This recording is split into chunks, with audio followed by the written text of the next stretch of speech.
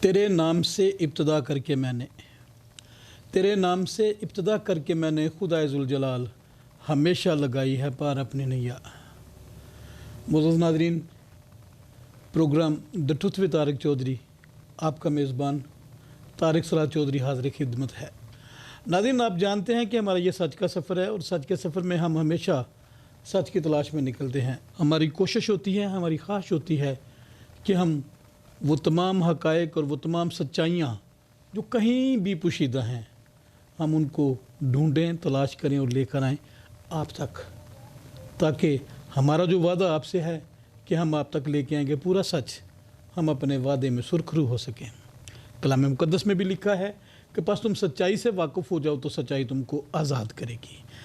नाज़रीन, आज हमारे साथ जो एक मुअज़्ज़ज़ मेहमान शख्सियत मौजूद है, किसी तारफ़ के मोहताज नहीं, मज़हबी रहनुमा तो हैं ही वो, लेकिन उनका ज़्यादा फोकस अपनी यूथ पे है, नौजवानों पे है, और नौजवानों की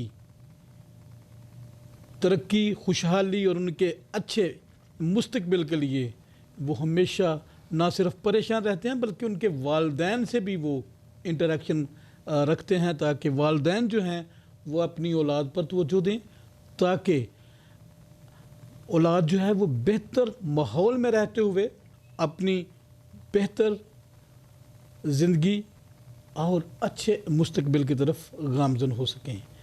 मैं आपकी मुलाकात करवाता हूँ। हमारे साथ मौजूद हैं बिशप इंसराम सौदागर साहब, और वो बिशप हैं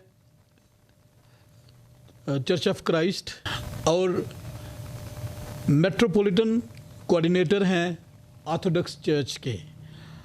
ये एक इंटरनेशनल अदारा है, बैनुल अक़वामी चर्च है, जिन्होंने पाकिस्तान में बिशप इंसराम सौदागर की खिदमात को मद्देनज़र रखते हुए उन्हें इस अहम ओहदा पर फाइज किया है। बिशप साहब, हम आपको अपने programme the truth with Tariq Chaudhary में बाज़ाब्ता तौर पर खुश आमदीद कहते हैं। शुक्रिया। नाज़रीन, आज हम जिस बड़े ख़ास मौजू पर बातचीत करने के लिए हमने दरख्वास्त की है बिशप साहब को, वो चर्चिज़ के अंदर आए दिन तोड़ फोड़ होती रहती है। मैं चर्च बिल्डिंग की बात नहीं कर रहा, मैं कलीसिया की बात कर रहा हूँ, और बिलखसूस क्लर्जी के अंदर जो तोड़ फोड़ होती है, मैं उसके हवाले से बात कर रहा हूँ। इसके बारे में हम जानेंगे कि चर्चिज़ के अंदर इत्तेहाद, यकजहती की किस कदर ज़रूरत है, हम जानेंगे बिशप इंसराम सौदागर से। बिशप साहब, हमने देखा पिछले दिनों में चर्च पाकिस्तान FGA के हवाले से भी खबरें गर्दिश करती हैं, और दीगर पेंटिकॉस्टल चर्चेज़ में भी एक इक़्तिदार और ताकत की रस्साकशी चल रही है। इवन कभी कभी जो कैथोलिक चर्च है वो भी किसी न किसी मामले में उलझ जाता है। किस नज़र से आप देखते हैं, क्या चर्चिस में ये जो मामलात हो रहे हैं, क्या ऐसा होना चाहिए? यीशु में आप सबकी सलामती हो। बड़ा ही मुश्किल सवाल आपने मुझसे पूछा है, लेकिन मैं सामईन को ये बताता चलूँ कि जब से पाकिस्तान मार्ज़ वजूद में आया है, बहुत सारी ऐसी नागहानी क़ुव्वतें हैं जो कलीसिया को इकट्ठा बैठने से रोकती हैं और कलीसिया के अंदर इंतशार पैदा करने की कोशिश करती हैं। अब पाकिस्तान में बहुत सारे इबादत खाने हैं, पाकिस्तान में बहुत सारी डिनोमिनेशंस हैं जो खिदमत का काम सर अंजाम दे रही हैं, मगर कहीं ना कहीं उनमें इस बात का तसादुम ज़रूर है ओहदों को लेकर, और उसके बाद अपने रोब और दबदबा को लेकर। मगर बाइबल की तालीम इससे बिल्कुल मुख्तलिफ है। किताब मुक़द्दस खादमीन को हलीमी का दर्स देती है। ये ओहदों की जंग, یہ ہمارے لیے بڑی غیر مناسب ہے۔ میں کسی بھی چرچ پر، کلیسیا پر تنقید نہیں کروں گا، لیکن المیہ یہ ہے کہ آج پاکستان میں کلیسیا جو کہ ایمانداروں کی جماعت ہے وہ انتشار کا شکار ہے، اور اس انتشار کو دور کرنے کے لیے ہمیں اپنے اندر یونٹی پیدا کرنی ہوگی۔ ہم انٹرفیتھ ہارمنی کی کانفرنسز کرتے ہیں، بہت سارے چرچ کرتے ہیں، لیکن سب سے پہلے ہم اپنی کلیسیاؤں کے اندر ہم آہنگی کو پیدا کریں تاکہ ہماری کلیسیائیں آپس میں ہم آہنگ ہوں اور ہم لوگوں کو یہ درس دے سکیں کہ ہم سب مسیحی ہیں اور مسیح کا بدن ہیں، اور مسیح کا بدن ہوتے ہوئے مسیح ہمارا سر ہے، کیونکہ مسیح کلیسیا کا سر ہے، یہ کتاب مقدس میں مندرج ہے۔ کلیسیا میں یونٹی نہایت ضروری ہے، اور یونٹی کے لیے ہمیں اپنے عہدوں سے اور یہ عہدوں کی جنگ سے، روب دبدبہ کی جنگ سے، روپے پیسے کی جو کرپشن ہے اس سے باہر نکلنا ہوگا۔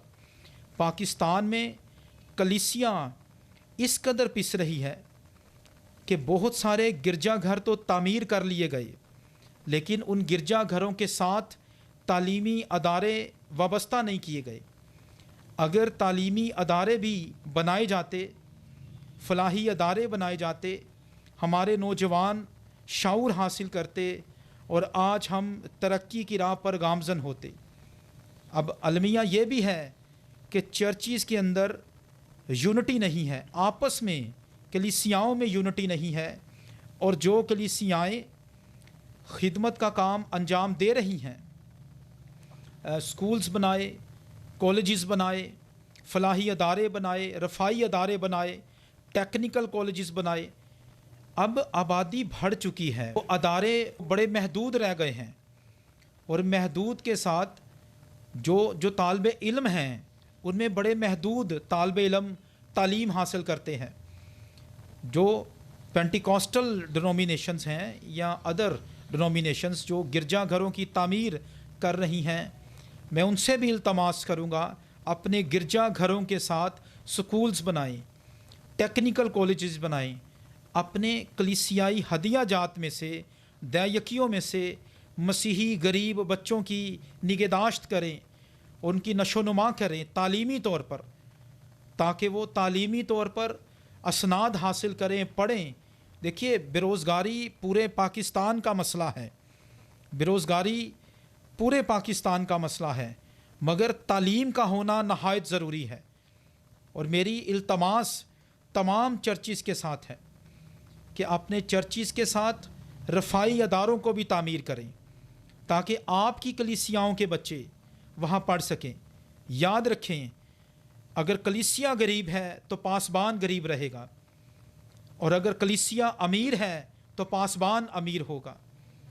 اپنی کلیسیا کو شعور دیں، پڑھائیں، ان ہدیہ جات میں سے پاسبان کے بچے تو اعلیٰ تعلیم حاصل کر جاتے ہیں، لیکن کلیسیا کے غریب بچے پڑھ نہیں پاتے، اور وہ ہلکی پھلکی مزدوریوں میں لگے رہتے ہیں، جس سے ان کا گزر بسر کرنا نہایت دشوار ہو جاتا ہے۔ یہ بات پاسبانوں کو سوچنی ہوگی کہ اپنی کلیسیاؤں کے لیے وہ محنت کریں اور ان کے اندر شعور اور بیداری پیدا کریں۔ بشپ صاحب، ہم نے دیکھا کہ بہت سے نوجوان تعلیم حاصل کر لیتے ہیں، لیکن چونکہ انہیں اس بات کا بالکل بھی پتہ نہیں ہوتا کہ انہوں نے اپنے مستقبل کے لیے کون سا پروفیشن جو ہے وہ چوز کرنا ہے۔ جب ہم ٹین ایجرز تھے تو اس دور میں یوتھ کے اکثر پروگرام ہوا کرتے تھے، اور جن میں ہمارے جو اسپیکرز اس وقت ہوا کرتے تھے وہ کیریئر کونسلنگ کے اوپر بات کرتے تھے، نوجوانوں کو وہ آگاہی دیتے تھے کہ آپ کے لیے کون کون سے پروفیشن جو ہیں وہ ٹھیک ہیں۔ آلدو کہ اب چونکہ ڈیجیٹل دور ہے، سوشل میڈیا کا دور ہے، آگاہی کا ایک سیلاب امڈا ہوا ہے، لیکن اس کے باوجود بھی میں یہ سمجھتا ہوں کہ جب تک ہم اپنی نوجوان نسل کو, اپنی یوتھ کو کوئی خاص ڈائریکشن نہیں دیں گے, کسی خاص نقطہ کی طرف ہم ان کی رہنمائی نہیں کریں گے, شاید وہ بے منزل ہو جائیں. آپ اس بارے میں کیا کہنا چاہیں گے؟ دیکھیے, میں آپ کی بات سے بالکل متفق ہوں کہ ہمارے پاسبانوں کو اور بالخصوص سیاسی لیڈران کو شعور کی کمی کی وجہ سے ہماری قوم کو ایک بہتر مؤثر ڈائریکشن نہیں دے پا رہے. آپس کے جھگڑے بھی ذاتی نوعیت کے نہیں, نظریاتی نوعیت کے جھگڑے, اور نظریاتی جھگڑوں کو ہم ذاتی جھگڑوں میں تبدیل کر کے نوجوانوں کو پیچھے لگاتے ہیں اور نوجوانوں سے اپنے اگینسٹ جو ہمارے پاسبان یا سیاسی لیڈران ہوتے ہیں ان کے خلاف تانا زنی کرواتے ہیں. تو لیڈران کے لیے یہ ضروری ہے کہ پہلے وہ خود اپنے ویژن کو سمجھیں. جس لیڈر کے پاس ویژن نہیں, وہ لیڈر اپنی قوم کی رہبری رہنمائی نہیں کر سکتا. اور کیسے ممکن ہے کہ ایک لیڈر بغیر کسی ویژن کے کوئی ڈائریکشن, کوئی وے کسی کے لیے تیار کر سکے؟ تو ہمارے لیڈران کا بھی, خواہ وہ سیاسی ہوں خواہ مذہبی ہوں, تعلیم یافتہ ہونا بڑا ضروری ہے. اور پھر ان کے بھی اعلیٰ اچھے استاد ہونے ضروری ہیں. انسان اپنے اساتذہ سے سیکھتا ہے, اور جو شخص کتب بینی کرتا ہے, کتاب دوست شخص ہمیشہ لیڈر بنتا ہے. آج ہمیں کتب بینی کا فقدان ہے. ہم کتب کو نہیں پڑھتے, کتب کو ردی سمجھتے ہیں. ہمارے لیڈران اسی لیے جغرافیہ سے, تاریخ سے بے بہرا ہیں.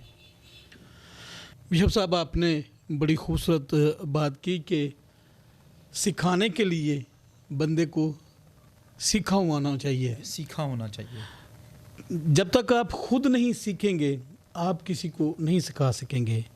اور ایک اور چیز بشپ صاحب, میں آپ کی بات سے متفق ہوتے ہوئے ناظرین آپ کے بھی گوش گزار رکھتا ہوں کہ ہماری قوم میں جو لوگ لیڈرشپ میں ہیں وہ لیڈرشپ میں تو رہنا چاہتے ہیں لیکن وہ مینٹورشپ میں نہیں جانا چاہتے.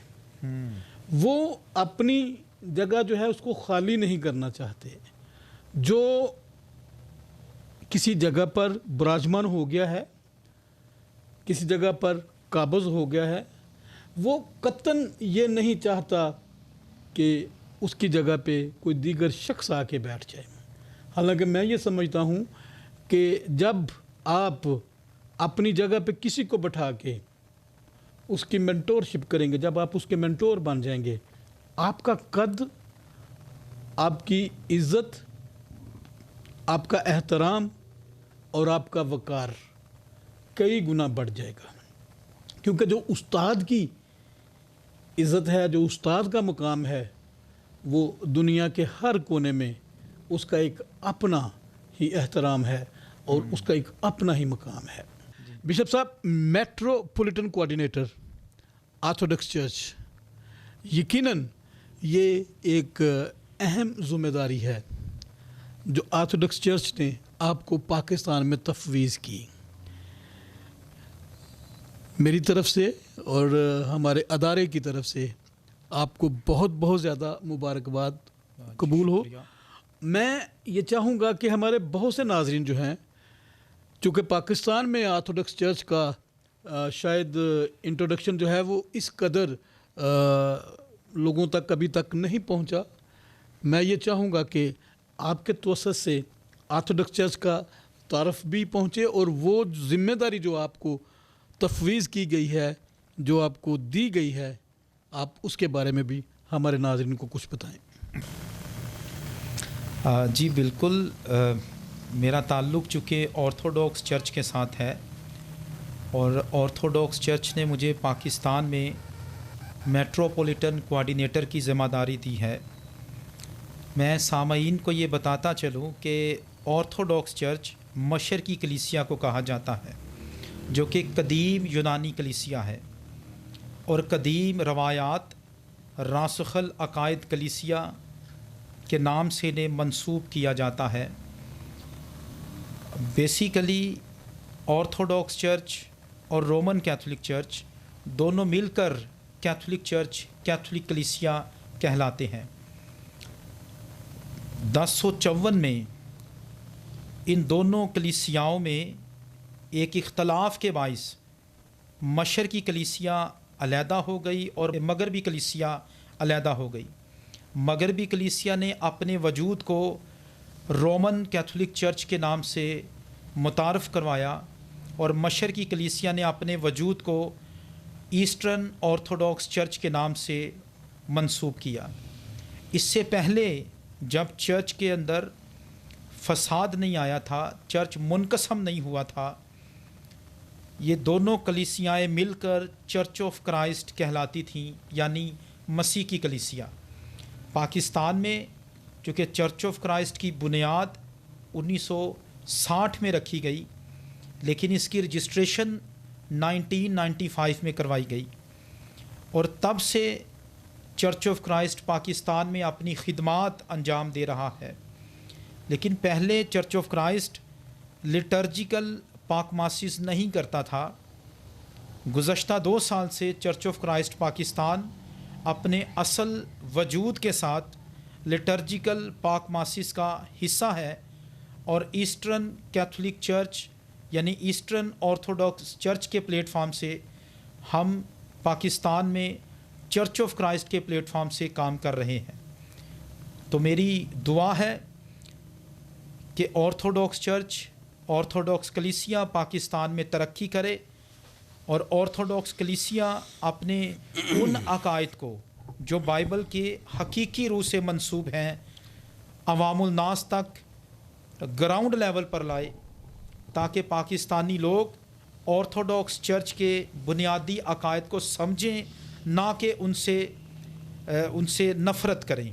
ناظرین، چرچ، کلیسیا، کانگریگیشن کوئی بھی ہو، سب کا سر مسیح خداوند ہے، سب کا دھولا مسیح خداوند ہے۔ جب تک ہم خداوند یسوع مسیح پر اور اس کی زمینی خدمات پر، اس کے صلیبی سفر پر اور کلوری کے مقام پر اس کے جان دینے پر، اور پھر تیسرے دن مردوں میں سے جی اٹھنے پر ایمان نہیں رکھتے، ہم ایک مسیحی مومن نہیں ہو سکتے۔